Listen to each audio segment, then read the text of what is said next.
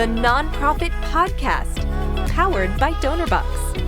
Growing your donor base from zero to a league of heroes isn't easy, but it certainly is possible, and the Pittsburgh Kids Foundation has done just that. They're connecting donors with life-changing programs and creating a true community of partners and supporters. They're doing this, and they're continually prepping for all that's ahead with a very small but mighty team. Today, we're learning more about what's worked for them and how to adapt it for any growing organization. Welcome to the Nonprofit Podcast. I'm Cara, fundraising coach at Donorbox. We're here each week with practical actions you can use today to increase donations and take your nonprofit to the next level tomorrow. Today, I'm joined by Rodger Obley, who serves as the creative director at the Pittsburgh Kids Foundation, located in Pittsburgh, Pennsylvania. He oversees the organization's storytelling efforts and does a tremendous job of using digital media to make supporters feel like they are right there on the ground doing the good work of this organization for kids in the U.S. and in Haiti. Welcome, Rodger. Hey, thanks for having me. Oh, yeah. So glad you're here. I've been really eager to talk to you. Goodness, you guys are doing so much at the Pittsburgh Kids Foundation. You're working with kids in the United States and Haiti. You're focusing on empowering kids and the communities they live in, and you're doing it really well. You have enthusiastic supporters, and you're making a big difference in this world with a small team. You know, many of our Donorbox organizations are trying to do this with a small team too, and I'm really eager to learn how you amplified the reach of your organization. Yeah, absolutely. So we do have a small team. We have 5 of us in the office right now. And so we've got one open seat that we're still looking to fill. But with the 5 of us, it really is kind of like a family feel in the office. Well, that's awesome. I like to encourage organizations I work with to think about the big problem that they solve in this world and then their unique approach that they take to solving the problem.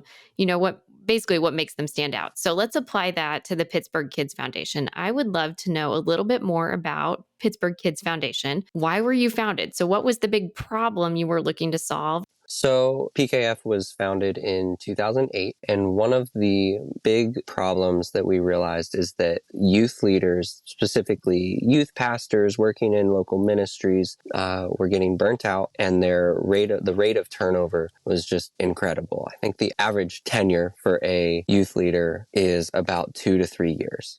So just under the time that it takes for like a high school student to go from freshman all the way through to graduating senior. And so that can be a big challenge for students in the programs and youth ministries as well. And so PKF was really founded to equip and encourage and support youth leaders working in organizations. So you have a core team here in the United States, and you're delivering programming both in the U.S. and in Haiti, right? Yes. How is your small team able to make such a big impact like that? It's all about partnerships for us. Obviously, with 5 people in the office, our reach kind of organically is not that great. But when we bring on strategic partners, our reach just kind of grows exponentially. So we impact students or reach students here in the States by working with their youth leaders.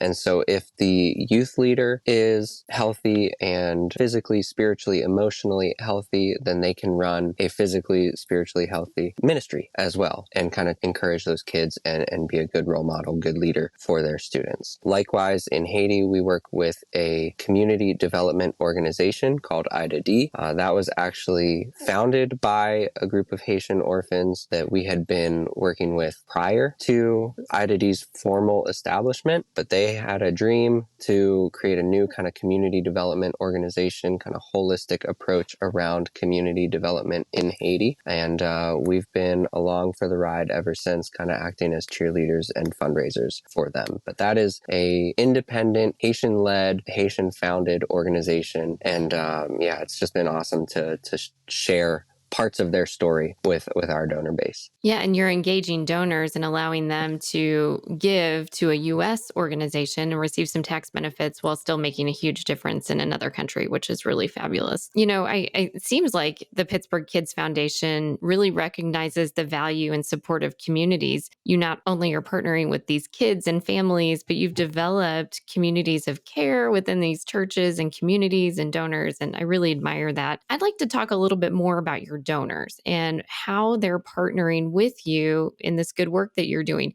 You've created a branded monthly giving program, a monthly donation program called the Dream Team. So, what inspires someone to be part of the Dream Team? Yeah, so we introduced the Dream Team, kind of rebranded our recurring monthly donor program about a year or two ago. Actually, coming up on 2 years here. And the old model that we were using was kind of like we offered recurring donation, that as an option, but never really advertised it, never really talked about it. And so if someone would subscribe or if someone would sign up to donate monthly, we'd be excited, and then we'd hope that they would just kind of forget about it, right? Like set it and forget it. But the Dream Team, we wanted to take a more active approach and really rely on some storytelling and really engage in the audience that signs up or that subscribes to the Dream Team. And so I talk about it as like a subscription, almost like a Spotify subscription or an Apple Music, Apple TV, whatever you subscribe to. We want the Dream Team to be viewed pretty similarly by our donor base. And so it's a small monthly subscription that compounds over time, or that adds up over time. And so when we look at our current Dream Team statistics, everyone's giving, I think the average gift is around $50, but the yearly fundraising weight that they pool is close to 30,000 or just over. And so that community has been just really beneficial for us. Are they receiving anything special from you, like special communications or, something from the organization? Yeah, so the Dream Team members receive monthly newsletters, updates about what their donation is making possible.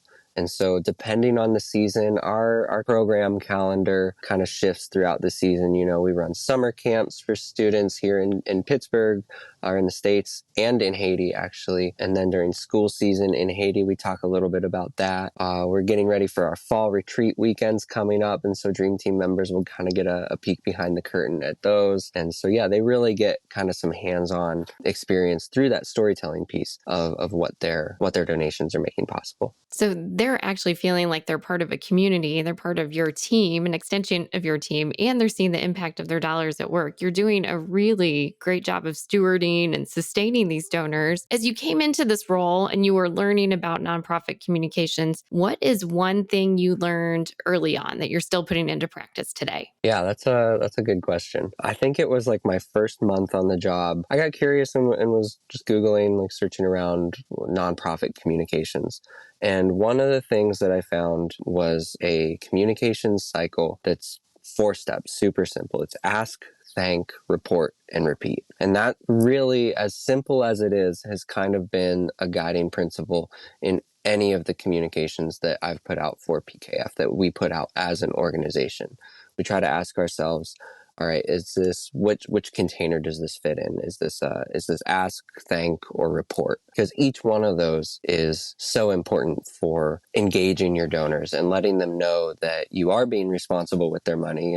That's where the report comes in. Thanking them, acknowledging them after every gift that they make goes such a long way. That's one of the things that we do with the Dream Team too, that just kind of increases that personal connection. My coworker and I started anytime we'd get a new Dream Team member, because we dreamt up the Dream Team, right? And we rolled it out. And so we were like, man, I hope this works. And so as people would subscribe, we'd record just on our phones, little 5-10 second videos and say, hey, so-and-so, thank you so much for joining the Dream Team. We're so excited to share with you what your subscription is making possible in the lives of students here in the States and in Haiti. And just those little videos, those little personal touch points go such a long way to building that community of engaged to supporters. Yeah, you're personalizing and then you're thanking them, showing their impact so that when you are ready to ask them to step in and support again, they're enthusiastically raising their hand because they want to continue to be part of this community. That's amazing. So you just had a big event, a big fundraising event to wrap up a campaign that you had going on this year.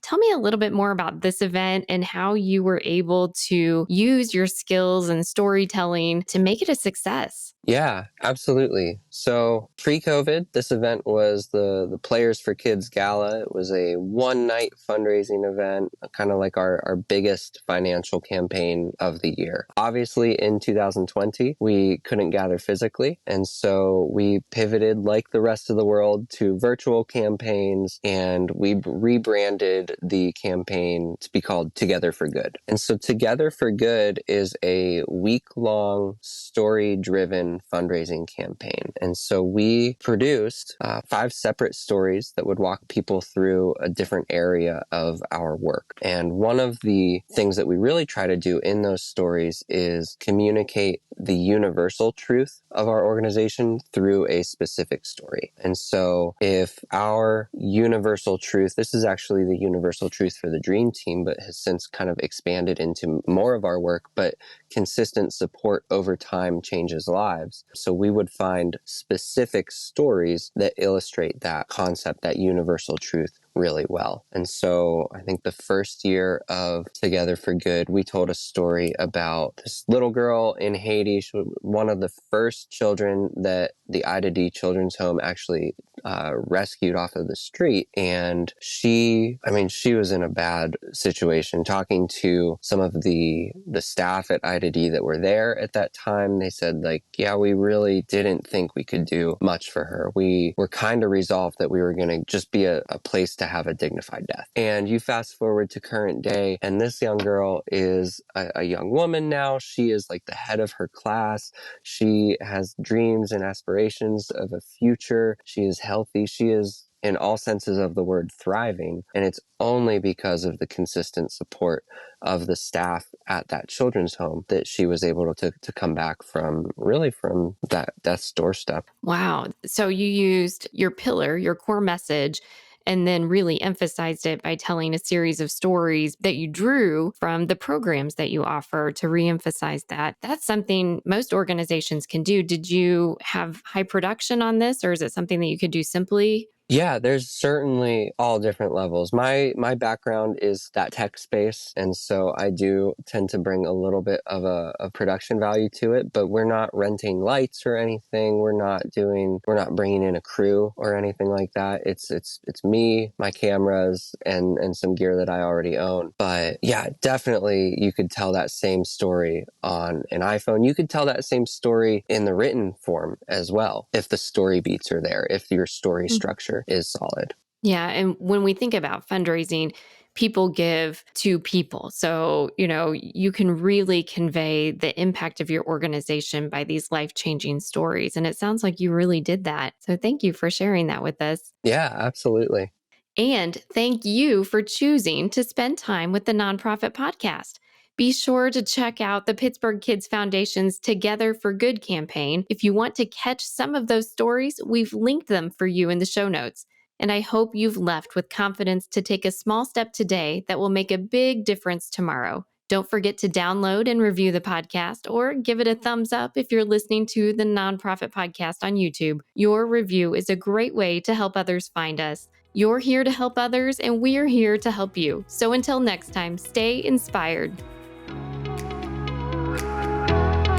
The Nonprofit Podcast, powered by Donorbox, helping you help others.